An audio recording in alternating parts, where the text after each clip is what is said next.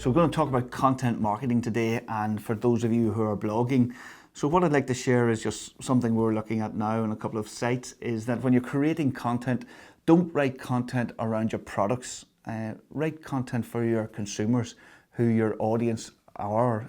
Think of your ideal customer persona, and then think of the problems they're facing, the problems your content solves, and then actually write content that solves that problem, give them advice, tips, and of course at the end or intermittent between the content, introduce your product or your service into that.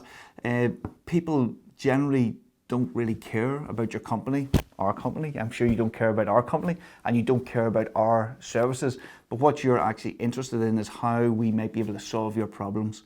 And we want to create content that actually solves those for you. So again, think of it from your side. Your customers are the exact same. They don't actually care about your business or your products, sadly. They want to know how you fix their problem. So actually, when you're writing content and you're looking at your digital strategy around your content creation, your blog, think of the content that you can produce, if it's written, video or audio, that actually answers questions for your clients and prospective clients.